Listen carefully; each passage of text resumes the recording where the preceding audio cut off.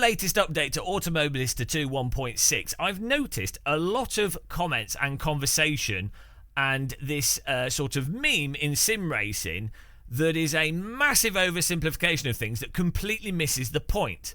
And that is the conversation of, is X Simulator too grippy or too slippy?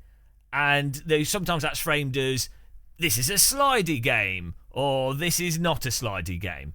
And then people obviously argue whether or not that's realistic or not, or what they like and dislike, which is, it's perfectly fine. It's a fun part of sim racing, I think, having these conversations.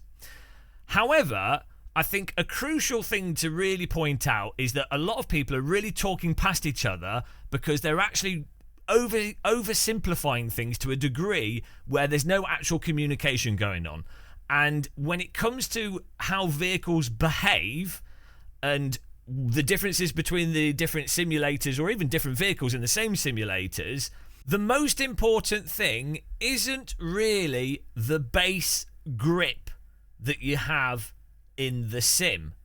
The really important thing and the crux of what makes a car fun to drive or different to drive from game to game and sim to sim is the way in which the car handles when it goes from being in a more grippy state to a more slippy state, or going from grip to more slip, and the speed in which the car goes from slip to a more gripped in state. It's that handling at the limit and the way in which that happens that's really important, not necessarily the actual grip levels. So, for example, you could have a really slippy track, a really low grip track, but as long as the car is balanced and controllable, you can deal with that low grip and you can move the car around nicely. And sure, the low grip will affect the trajectories and many aspects of the speed at which things respond and what goes on. It is an important factor. But when it comes to not spinning out, or when it comes to positioning the vehicle and opportunities for how you can position the vehicle, the really important thing is the nature in which the grip comes and goes and the phase between being over the limit, on the limit, and sort of well under the limit.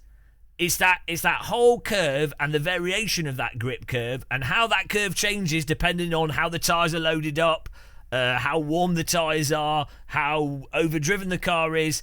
That is the crucial part of it. Not just how grippy a sim is. Now, to add even more complexity to this, there is a huge number of subjective components that affect perception of whether or not something's grippy.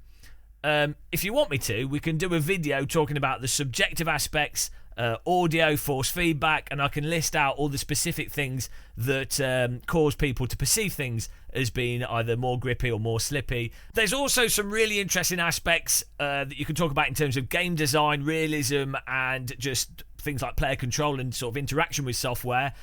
When it comes to the speed in which the car recovers from more aggressive slip back into a more grip state.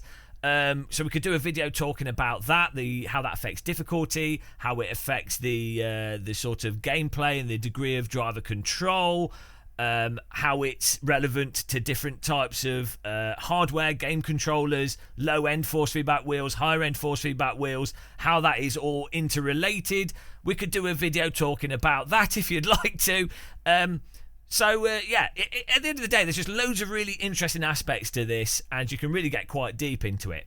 I just want people to think a bit more. It's interesting, it's more fun, and this is a amazing thing about real-time physics engines and simulators. There's so much going on, and if you're a bit of an idiot like me, it's great. It's like being a kid in a candy store, but you like all the candies like complicated candy, and you're like, oh, how's that made? And then you sit there and watch how stuff's made for 14 hours, seeing stuff go through factory lines, and then you forget anyway, but you enjoyed watching it. So yeah, it's fascinating. That's the main thing, and I think people should just be more inquisitive and not type dull comments. Right, that's my protest. Let me know if you'd like to see those other video ideas. We kind of probably have to think of a way of packaging them in a way that I don't rant too much and it's nice and tidy. I'm probably the worst person for this kind of thing, but I've been forced into this position reluctantly. Most importantly, though, guys, make yourselves a cup of tea and drink it. Till the next one, happy sim racing. I can't even talk to a camera, guys. Till the next one, happy sim racing. Take care and goodbye. Bloody hell.